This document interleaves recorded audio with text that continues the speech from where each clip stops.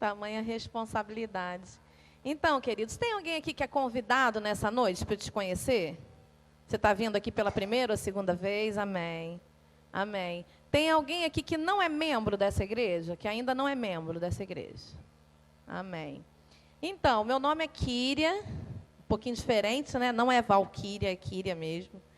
Eu conheço a pastora Marta há 22 anos. Então, você é bom de cálculo? Eu tinha 18 na época, né? Você já sabe a minha idade. E de lá para cá, como ela falou, muitas coisas na minha vida, né, foram acontecendo e o Senhor foi tendo controle de tudo. Nessa noite eu trago aqui um dos milagres de Deus na minha vida, que é o meu filho, Marcos Vinícius. Marcos Vinícius, por favor, fique em pé para que a igreja te conheça. Por favor, filho. Ele é muito envergonhado, queridos. Fique em pé, amor. Por favor, filho.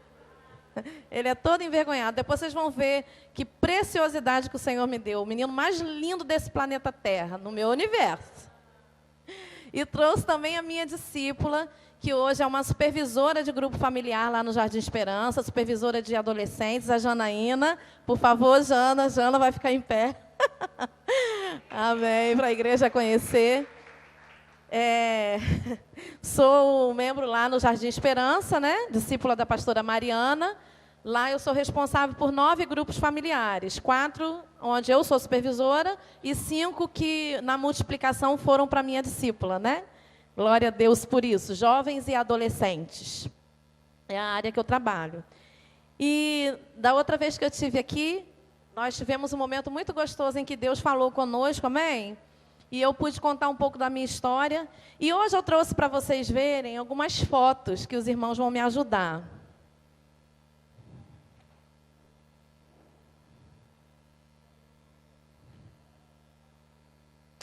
Eu queria te fazer uma pergunta, enquanto eles estão colocando ali no esquema. Queria fazer uma pergunta para você. Como é, ou era, o seu relacionamento com o seu pai? Seu pai biológico, que te criou, ou que te cria, né? Oi? Apaga a luz, por favor. Para todo mundo poder ver.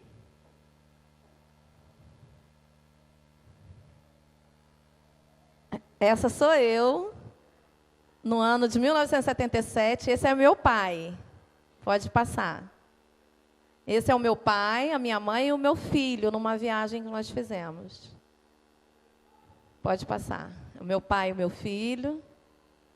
Isso aí é a minha família, né? O meu pai de boné, o meu esposo está do meu lado lá, de blusa quadriculada. Aqui, de blusa vermelha, é o meu irmão, minha cunhada, minha sobrinha no colo do meu pai. Pode passar. Esse é o meu pai no sítio que nós tínhamos lá em Araruama, minha mãe, Marcos Vinícius, bebezinho, e o meu esposo. Meu pai segurando o meu irmão no colo. Meu irmão não pode nem ver essa foto, né? O meu pai no meio. Isso aqui foi o meu aniversário de 15 anos. O meu pai é aquele lá de blusa azul. Pode passar. No meu aniversário de 15 anos também. Tem mais? Acabou, né? Amém. Eu trouxe para vocês verem as fotos do meu pai. Esse foi o pai, o meu pai biológico, o pai que eu vivi, né, que me criou, e que aproximadamente vai fazer agora em novembro, dia 16 de novembro, fazem 3 anos que ele foi para a glória. E o meu pai se converteu aproximadamente 1 ano e meio antes de falecer.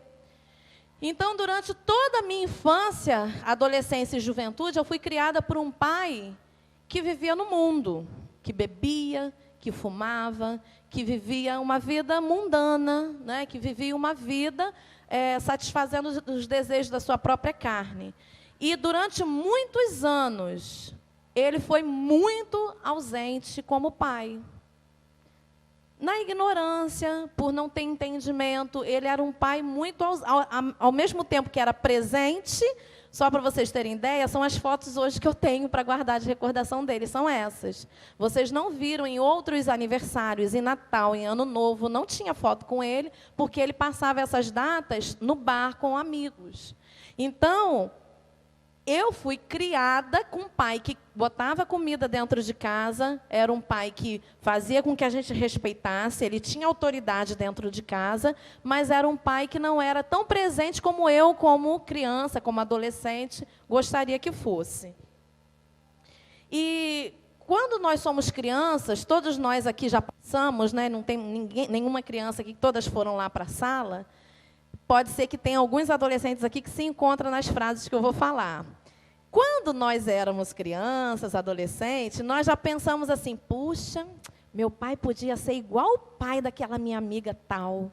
O pai da minha amiga tal que é legal. O meu, poxa, eu gostaria tanto que ele fosse diferente. Em algum momento você já pode ter pensado assim. Ou, poxa, eu podia bem arrumar um jeito de morar sozinho, né? Ou de ir morar com outras pessoas, porque morar nessa casa, eu vou te contar, meu pai fica pegando no meu pé, meu pai não me deixa, parece até chulé, não sai do meu pé, né? Em alguns momentos da nossa vida, na infância ou na adolescência, a gente já pode ter pensado assim acerca do nosso pai. Está todo mundo me olhando assim, será que só eu que pensei? Ah, alguns se denunciaram. E há momentos que o pai toma algumas atitudes com a gente que a gente fica chateado. Poxa, mas eu faço tudo direitinho só porque eu pisei na bola aqui. Já está chamando minha atenção, já está reclamando. Pô, que situação chata. Mas nessa noite, queridos, o Espírito de Deus quer ministrar aos nossos corações. Talvez você teve um pai ausente.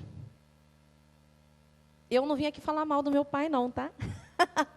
Porque o meu pai foi uma bênção na minha vida. Glória a Deus por todas as vezes que ele me disciplinou. Glória a Deus por todas as vezes que ele me trancou dentro de casa, né, quando adolescente.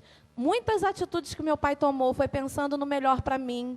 Foi pensando em me resguardar, em me proteger, né?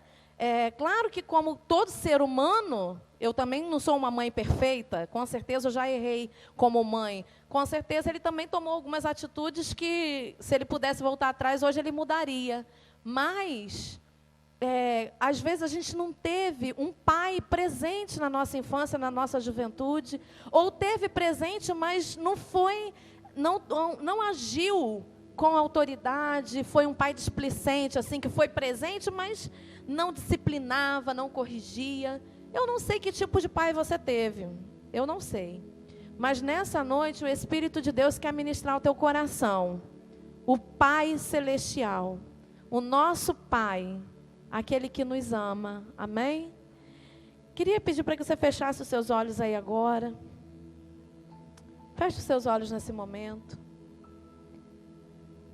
Pede ao Senhor, Senhor, fala comigo nessa noite. Espírito Santo, quebra a muralha do meu coração, quebra a dureza do meu coração. Fala com Deus agora, fala, Senhor, eu vim aqui, eu saí da minha casa, me arrumei, vim aqui na tua casa, eu quero ouvir a tua voz, Senhor. Fala comigo. Fala, ministra aquilo que o Senhor quer ao meu coração, eu quero ouvir a tua voz. Oh, Espírito Santo de Deus. Senhor Jesus, essa igreja é sua. Essas vidas pertencem ao Senhor. Esse momento é seu, Pai. Oh Deus, a minha vida pertence a Ti. A minha voz, Espírito Santo, usa, Pai. Simplesmente usa a minha vida, a minha voz, Senhor, como canal, como instrumento do Senhor nesta noite. Ah, Deus. Ministra aos meus irmãos, Senhor, aquilo que o Senhor ministrou ao meu coração, enquanto eu buscava a Tua presença, Senhor. Ministra aquilo que está no Teu coração, Senhor, aos meus irmãos nessa noite, em nome de Jesus. Amém? Queria compartilhar com os irmãos que há uma semana eu estou pedindo ao Senhor direção, né, para o que eu iria ministrar aqui, e o Senhor me deu uma referência. Mas até hoje, o Senhor Jesus, Ele tem umas formas de brincar às vezes com os filhos. E até hoje eu achei que Ele queria falar sobre o filho. E hoje no meu tempo com ele, no meu momento de jejum, ele falou assim, filha, não é para você falar do filho, é para você falar de mim. É para você falar do Pai. O tema dessa palavra, eu queria que você repetisse comigo. Meu Pai me ama. Esse é o tema da palavra de hoje. Abra sua Bíblia lá em Lucas, capítulo 15. Lucas, capítulo 15, versículo 11.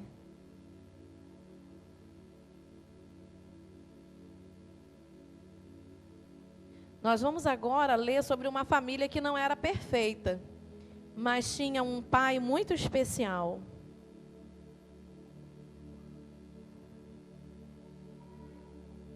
Amém? Lucas capítulo 15, versículo 11 diz assim: Ele prosseguiu. Certo homem tinha 2 filhos. O mais moço deles disse ao pai: Pai, dá-me a parte da herança que me cabe. E ele lhes repartiu os bens. Poucos dias depois, o filho mais novo, ajuntando tudo, partiu para uma terra longínqua e ali desperdiçou seus bens, vivendo dissolutamente. Havendo ele gastado tudo, houve naquela terra uma grande fome e começou a padecer necessidade. Então foi e procurou um dos cidadãos daquela terra, o qual o mandou para seus campos a fim de apacentar porcos. Ele desejava saciar seu estômago com as bolotas que os porcos comiam, mas ninguém lhe dava nada. Caindo em si, disse: Quantos empregados de meu pai têm abundância de pão e eu aqui pereço fome? Eu me levantarei, irei ter com meu pai e lhe direi: Pai, pequei contra o céu e perante ti, já não sou digno de ser chamado teu filho, faze-me como os teus empregados. E, levantando-se, foi para seu pai. E quando ainda estava longe, seu pai o avistou, enchendo-se de íntima compaixão e, correndo, lançou-se ao seu pescoço e o beijou. O filho lhe disse: Pai, pequei contra o céu e perante ti, já não sou digno de ser chamado teu filho.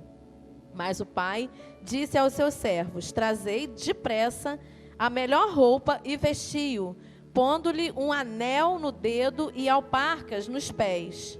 Trazei também o bezerro cevado e matai-o, e então comamos e alegremo-nos, porque este meu filho estava morto e reviveu.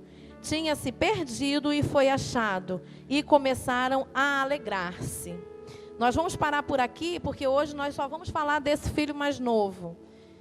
Eu penso que numa outra oportunidade, se eu voltar aqui em São Pedro, eu posso falar do filho mais velho. Vamos parar ponto por ponto aí, queridos. Olha o que nós lemos no versículo 13. Nós lemos no versículo 13 que aquele filho tinha ido, ele pegou a sua herança e foi para uma terra muito longe. Primeiro vamos parar aqui para a gente analisar uma coisa.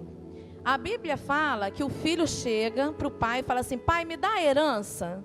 Mas vamos lá, gente, nós sabemos que herança só é dada quando? Quando o pai morre.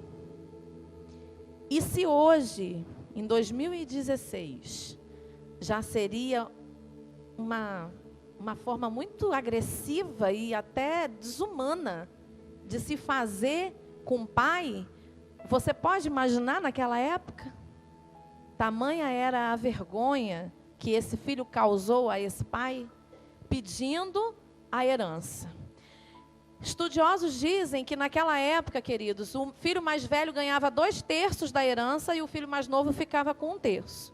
E esse filho mais novo, de forma inconsequente, ele pegou essa herança e nós vemos no versículo 13 que ele foi para uma terra longínqua, viver dissolutamente. O que significa isso? É viver devassamente, sabe? Sem escrúpulos, sem pudor. Ele gastou com mulheres, gastou com bebidas, foi dando para os amigos, com jogos, né? Nos dias de hoje a gente poderia usar essa linguagem. Ele foi gastando sem pensar, ele foi usando o dinheiro, ele não quis nem pensar. filho pródigo. Pródigo significa inconsequente.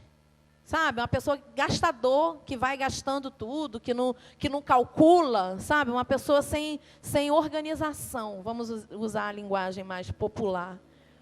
E esse filho, ele queria experimentar mesmo do mundo, porque dentro da casa dele, lá com o pai, ele vivia uma vida com regras. Todo pai coloca regras dentro de uma casa. Né? Eu imagino, né, vou fazer um teste aqui, eu imagino que o Arthur, pastor Kleber, não pode sair no sábado e dizer assim, ó pai, eu chego amanhã de manhã aqui. Funciona assim lá na sua casa? Existem regras, em toda casa existe uma regra. O pai, chefe da família, ele coloca ordem nessa casa. E esse filho, mais moço, muito inconsequente, ele não queria seguir regras, ele não queria estar debaixo dos cuidados do pai. Então, aquele filho queria experimentar a imoralidade, queria satisfazer os desejos carnais. Ele queria mostrar que ele era dono do próprio nariz e que ele podia se cuidar muito bem, que ele não dependia do pai dele, não. Ele sabe muito bem resolver a vida dele. Ainda mais com um terço da herança, ia ser muito, ele ia conseguir dar conta muito bem do recado. E estudando essa palavra, eu fui percebendo, né, olhando vários estudos sobre isso, que entende-se que esse filho, ele pegou a herança dele e ele foi para bem longe. Ele foi para outro país, porque ele realmente não queria ficar ali. Ele não queria ficar ali perto, porque para pensar, a vizinhança como que não deve ter falado dessa família? Como que esse pai faz um negócio desse? Ainda está vivo e dá herança, né? Sempre tem, né? Aqueles vizinhos, né, que gostam de dar o palpite dele, a opinião dele. E aí, imagina, né? Vou trazer para a realidade nossa. Ele quer sair ali para comprar um pão, vai na padaria, todo mundo olhando ele de cara feia, porque ele já não mora mais com o pai, já pediu a herança, o pai ainda vivo. Então, por conta disso, ele não queria ter estresse, ele não queria ter problema. Ele foi para bem longe, foi morar em outro país.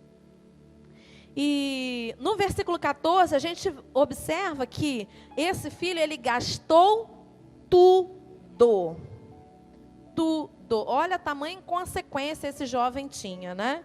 Gastou tudo, estando numa terra muito longe da onde o pai dele morava.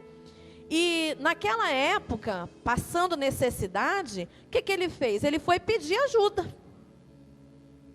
Ele foi pedir ajuda. No versículo 15, a gente vê que ele procurou um dos cidadãos lá daquele lugar para pedir ajuda. Só que, na Palestina, naquela época, o que acontecia? Provavelmente o lugar para onde ele foi, toda pessoa que chegava para pedir alguma coisa, dava-se um emprego para essa pessoa. E o emprego era um emprego, o último era um subemprego. Era aquele emprego que ninguém quer, que ninguém pega. Aí as pessoas que não tinham onde morar, o que comer, tinham que pegar porque era o que restava, que era cuidar de porcos. Era limpar lá o isqueiro, era dar alimento para os porcos. E aquele homem, ele não tinha mais porque ele tinha gastado tudo. Então, ele se viu tendo que comer a comida dos porcos. Mas aqui a gente pode observar, queridos, que esse filho, ele tomou algumas atitudes. Então, vamos voltar lá para a gente lembrar. Primeiro, ele pediu a herança antecipada. Depois, ele gastou tudo vivendo no pecado. Depois, ele, por conta disso, passou necessidade. E depois de tudo isso, ele ainda vai pedir ajuda de estranho. Ele tinha um pai vivo, mas ele foi pedir ajuda de estranhos.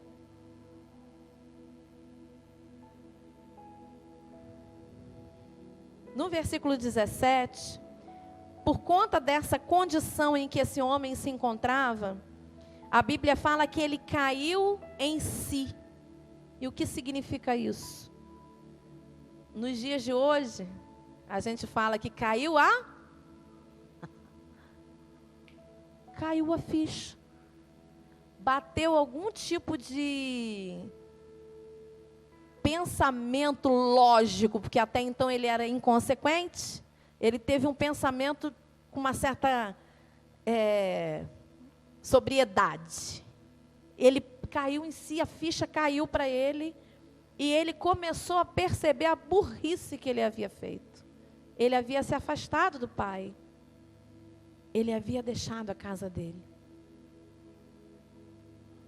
E se isso, falando naturalmente, já conota algo de uma falta de reconhecimento da autoridade do pai, a gente precisa pensar sobre isso, queridos. Trazendo para a nossa realidade de cristão. Mas eu já vou chegar lá. Ele começou a perceber que se continuasse fazendo essas escolhas erradas, ele ia acabar morrendo abandonado e sozinho. Nossas escolhas determinam o nosso presente e o nosso futuro. Você pode falar isso para o seu irmão que está do teu lado aí? Nossas escolhas determinam nosso presente e o nosso futuro. Nesse momento, ele começou a desejar ser filho de novo. Porque olha aí, o versículo... Deixa eu confirmar aqui.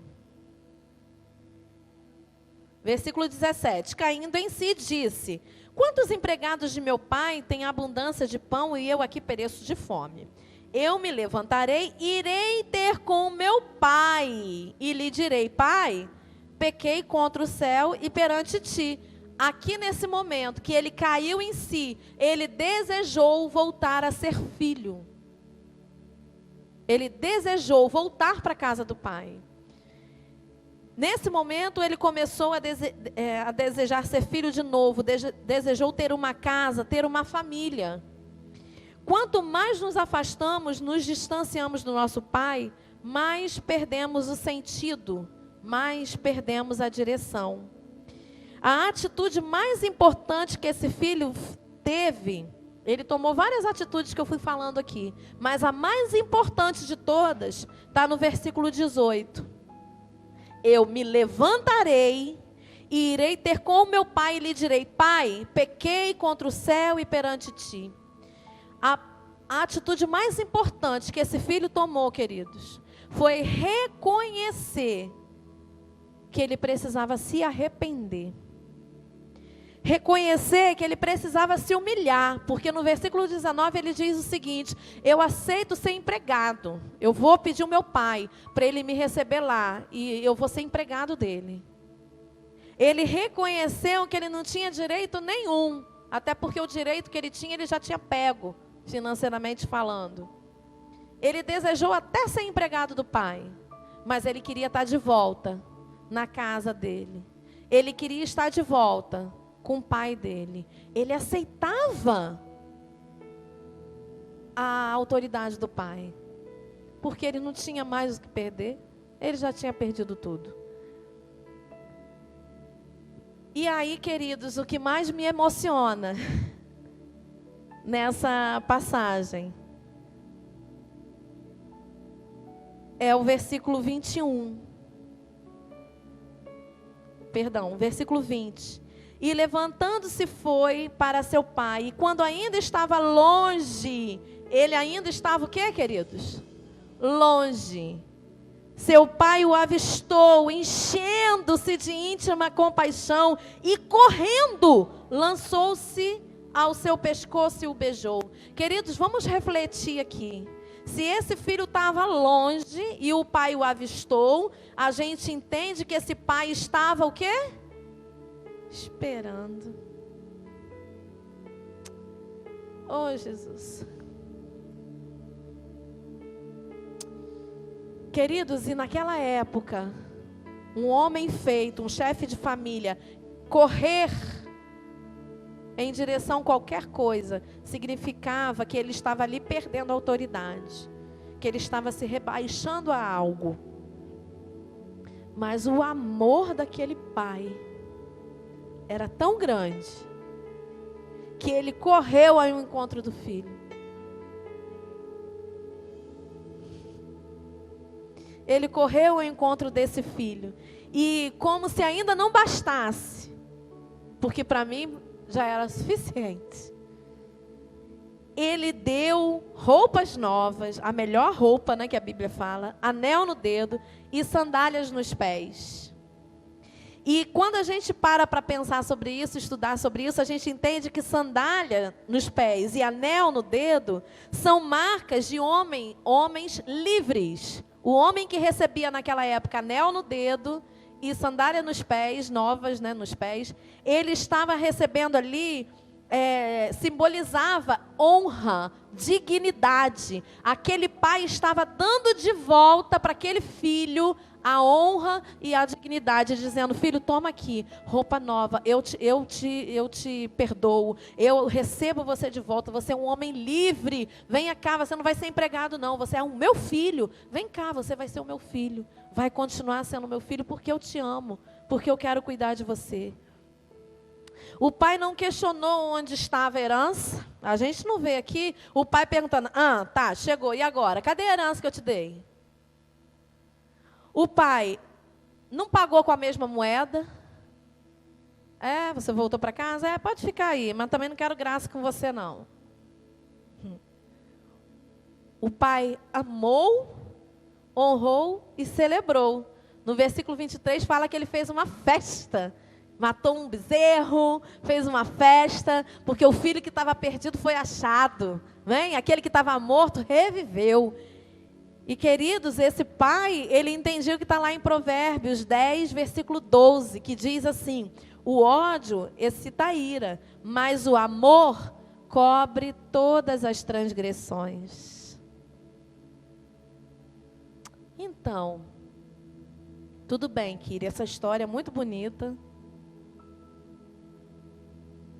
Mas aonde você quer chegar com isso? Queridos, o Pai é o nosso Pai, nosso Deus querido, amado, aquele que cuida de nós. E os filhos, pode ser cada um de nós.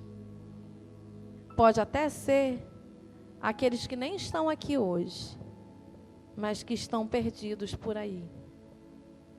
Mas nessa noite, o Senhor nos trouxe aqui para ministrar o nosso coração. Porque nós podemos estar dentro da igreja, mas podemos estar a milhas de distância de Deus.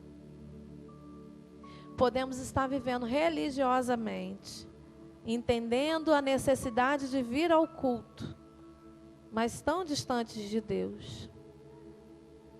Cada um de nós aqui, inclusive eu, se eu não manter uma vida de comunhão e de intimidade com esse Deus maravilhoso. Quantas vezes estamos tão distantes de Deus que nem sabemos o que o Senhor sonha para nós? Quais são os sonhos de Deus para você? O que o Senhor sonha para você? Como família, como futuro, como ministério? Quantas vezes pegamos nossa herança, que é a nossa salvação? A maior herança que nós temos é a nossa salvação. E jogamos no lixo, com péssimos testemunhos, vivendo miseravelmente, mas não estou falando aqui de dinheiro não. Vivendo uma vida miserável, distante de Deus, estando na igreja, mas tão distantes de Deus. Vivendo uma vida de pecado. Não, depois eu peço perdão e está tudo resolvido. O Senhor me perdoa. Como aquele pai. Podemos estar dentro da igreja, mas em outro país. Tamanha a distância que estamos de Deus. Aquele filho foi pedir ajuda estranho no momento da crise. E nós? Quando nós passamos por uma dificuldade, por uma luta, por uma tempestade, a gente corre para pedir ajuda a quem? É o Espírito Santo? É lá no nosso quarto em secreto? É o nosso líder, nosso discipulador? Ou a gente procura ouvir outras pessoas? Vocês sabiam que existem pessoas que congregam em igrejas a confiança delas estão depositadas na Mega-Sena? Existem pessoas que hoje estão dentro das igrejas, mas que a confiança delas estão em vereadores, em prefeitos. E a nossa confiança, onde está?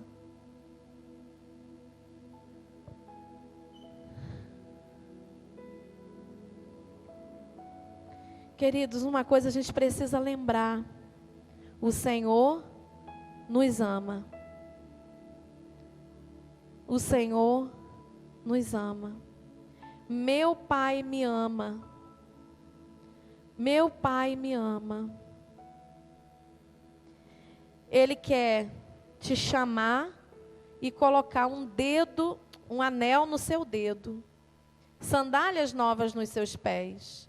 Ele quer correr ao seu encontro e dizer: filho, eu estou aqui, vem cá. Eu quero trazer roupas novas sobre você. Queridos, o nosso Jesus, quando foi para a cruz ser crucificado, momento algum ele pensou em vergonha. Ele não pensou em nada, na verdade. Ele entendia que ele precisava para nos dar a salvação. E às vezes a gente fica dentro da igreja tão limitados. Queridos, eu estou dizendo isso para mim, essa palavra veio para mim. Como eu chorei diante de Deus: Senhor, eu não quero ser uma religiosa. Às vezes a pessoa que está dirigindo o louvor fala: vamos celebrar o Senhor. E eu fico celebrando assim, ó. Mas lá no mundo, quando eu era um filho pródigo, eu me acabava na balada. Desculpa a expressão, eu ia até embaixo. Quando eu estava no mundo, eu gastava muito dinheiro com bebida, com cigarro. Um tempo atrás eu fiz um cálculo com uma discípula que eu ganhei para Jesus, que o marido gastava com drogas e cigarro. Nós fizemos um cálculo de quanto ele gastava por semana. Eles ficaram assim, ó. E às vezes a gente vem para dentro da igreja: não, eu não vou na conferência porque tem que pagar 10 reais. Não, eu não vou no congresso tal porque precisa pagar 200 reais. Eu moro num bairro, queridos, que eu vejo mulheres pagando às vezes 500 reais para ir visitar o namorado que está preso lá no presídio. E às vezes a gente está dentro da igreja, queridos, tão distantes de Deus. Querida, o que você está querendo? Onde você está querendo chegar? O vídeo pode ser? Vamos lá, solta aí para mim, por favor.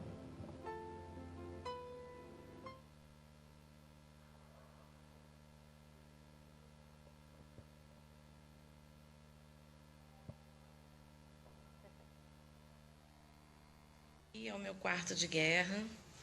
É o quarto que eu e minha família, nós separamos tempo para buscar o Senhor.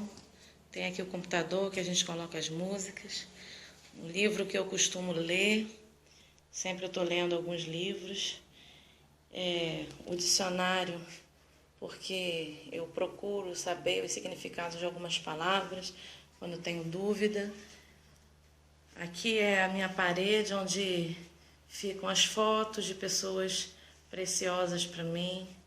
Algumas também, sabendo que eu tenho essa parede, me dão fotos para que eu esteja orando também. Aqui ficam os relatórios do meu setor, né, da minha área praticamente, porque uma discípula minha já gerou um setor também. Nomes de discípulos, fotos de retiros que eu já fui trabalhar, nomes de discípulos, de netos, versículos bíblicos, fotos da minha família, fotos de discípulos também. É o cantinho meu de oração, a palavra de Deus, o outro livro que eu estou lendo recentemente, O Fazedor de Discípulos, o caderno que eu anoto tudo que Deus ministra no meu coração. E eu coloquei esse presente representando que todo dia, quando eu venho para esse lugar aqui, fecho a porta, né, e começo a buscar a presença do Senhor, eu sei que Ele tem um presente para me entregar. E esse presente sempre vem com muito amor do meu Pai, que me ama, do meu Pai que me guarda, do meu Pai que cuida de mim. Eu quis trazer esse vídeo para os irmãos, para mostrar para vocês, é ali que tudo acontece na minha vida. É ali onde eu tenho o meu tempo com Deus. Hoje eu tenho um quarto só para isso. Hoje eu tenho a possibilidade. Mas já houve momentos de eu morar numa kitnet, em que esse cantinho era o cantinho lá do lado do guarda-roupa, que eu botava o tapete, botava as minhas coisinhas todas ali. Houve momentos que o cantinho meu era um cantinho da cozinha, porque eu não tinha sala e só tinha copo, um pedacinho da cozinha, e eu botava lá do lado da mesa. Hoje eu tenho a oportunidade de ter um quarto para isso. Mas o cantinho, aonde vai ser, se é grande, se é pequeno, isso não importa. O que importa, queridos, que é nesse lugar que o Pai corre em nossa direção e que nós precisamos correr em direção a Ele.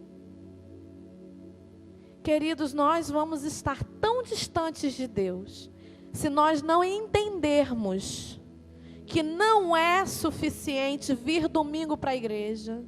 Não é suficiente quarta-feira, quinta-feira, não sei que dia que funciona o grupo familiar. Que não é suficiente vir para o Tadel. Se você não entender que diariamente o Senhor quer correr para os seus braços. Que diariamente Ele quer colocar um anel no seu dedo. Que diariamente Ele quer colocar sandálias novas. Ele quer te dar honra, dignidade. Viver uma vida de verdade, realmente de presença dEle. Queridos, vocês acham que o Senhor te chamou para viver o que você vive hoje? Ele tem mais. Ele tem muito mais. Eu não estou satisfeita com o que eu tenho hoje, eu quero mais de Deus. Não estou falando de bens, não. Estou falando de presença. Hoje, quando eu fui entregar o meu jejum, eu falei assim: Senhor, obrigado, uma semana. Como foi gostoso. Como o Senhor me capacitou. Um dia ativo que às vezes a gente tem dias que são mais até difíceis, que parece que a gente tem mais fome, né? Porque são dias mais agitados. Mas eu agradeci a Deus e falei assim: Senhor, semana que vem eu quero ter momentos muito mais preciosos contigo. Deus tem mais, queridos, muito mais. O que você vive hoje é bom? Que bom. Mas Ele tem mais. Ele não quer parar por aí, não. Ele quer fazer mais na sua vida. Ele é um Pai que te ama. Ele é um Pai que te ama. Feche os seus olhos nesse momento. Senhor Jesus, Ele quer correr ao seu encontro. Estamos em um momento, queridos, de jejum e de quebrantamento. Nesse momento o Espírito Santo vai nos quebrar, nos moldar, nos levar a crescer, a avançar. Mas para isso você precisa fazer igual aquele filho. Volta para os braços do Pai. Vamos recomeçar, vamos começar tudo de novo. Está na hora da restauração de Deus. Está na hora da transformação de Deus. Vamos recuperar o tempo perdido. Vamos reparar as brechas. Queira estar nos braços do Pai. Queira mais de Deus. Nesse momento, coloca a sua vida diante do Senhor. Fala: Senhor, eu estou na igreja, mas Senhor, eu passo uma semana sem falar contigo. Ah, Deus, eu estou ouvindo sempre na igreja, Senhor, mas eu não tenho tempo de oração. Eu não sei nem o que orar, Senhor. Eu vou orar como? Eu não sei nem como começar, Espírito Santo. O que eu faço? Senhor, eu não tenho paciência.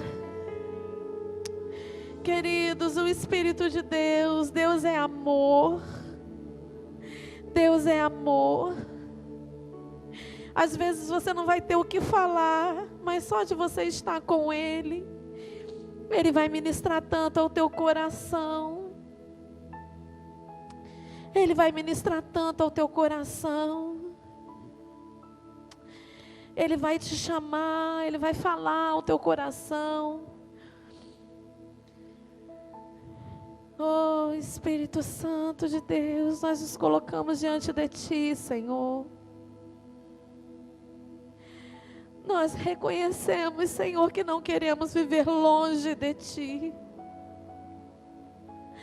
Não queremos, Senhor Jesus, viver distantes de Ti, Senhor.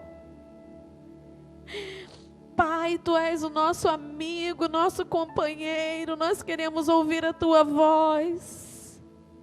Queremos saber o que o Senhor sonha a nosso respeito. Queremos alinhar o nosso coração ao Teu coração, Senhor.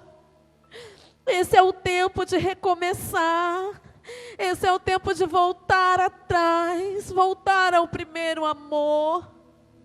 Restauração que vem do Senhor, transformação que vem do Senhor.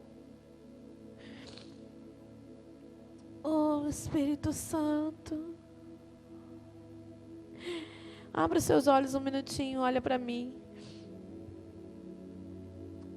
Eu vim de uma igreja que não nos ensinava a viver assim diariamente com o Senhor. Eu realmente, na minha adolescência, ia aos domingos, às reuniões nas casas.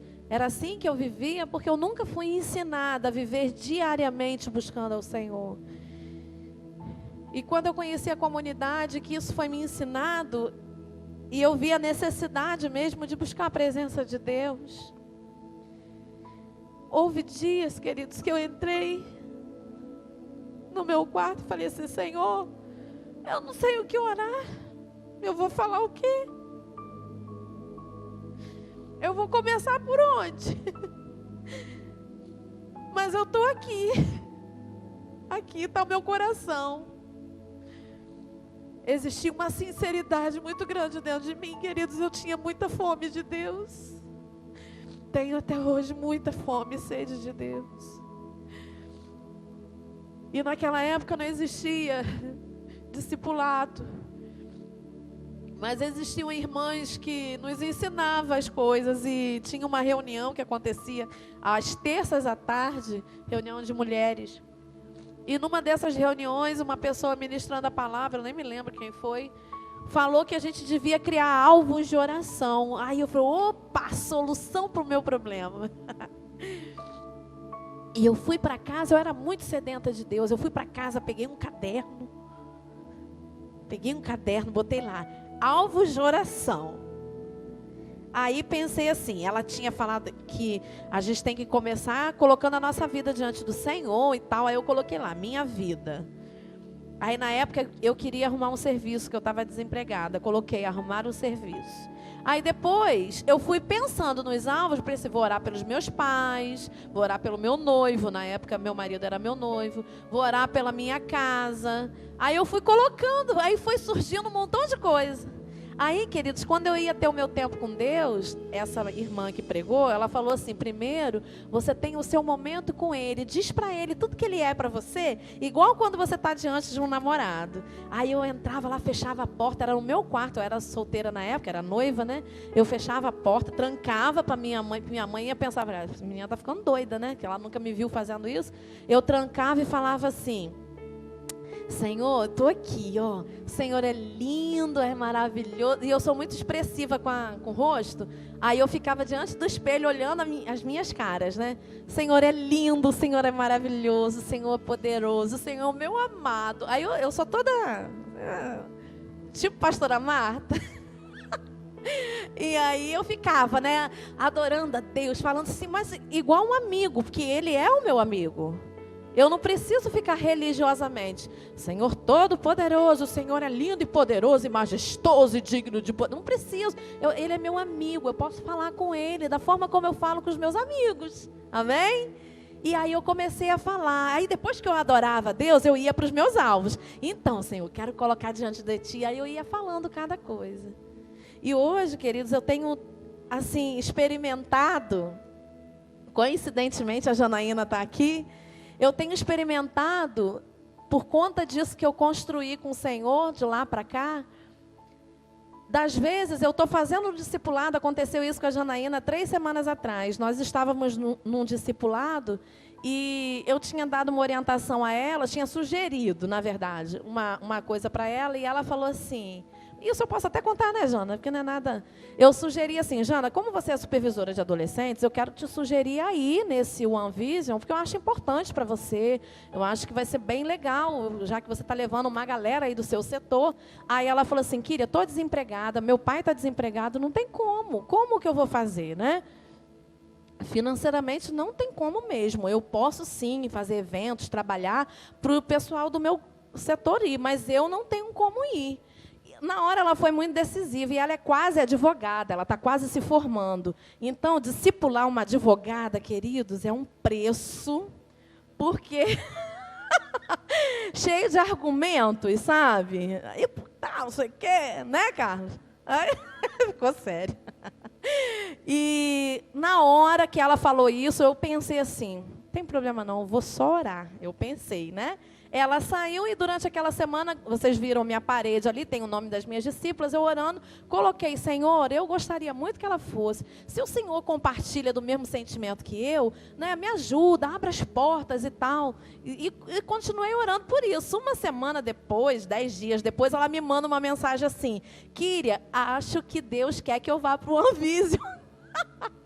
Aí eu ri muito e mandei um áudio para ela. Falei, uhul, viva, o Senhor é bom. Aí eu compartilhei com ela, né? Ela falou, Kíria, é terrível. É só você orar que as coisas acontecem. E eu e ela temos muitas experiências assim, de coisas que a gente conversou, que a gente orou em discipulado e que Deus foi nos dando respostas, né? Com ela e com outras discípulas também. Mas porque hoje eu tenho um amigo perto de mim. Perto, que anda comigo, que está em mim, que está comigo, que ouve as minhas orações, um Deus vivo. Nós servimos a um Deus vivo, queridos, vivo.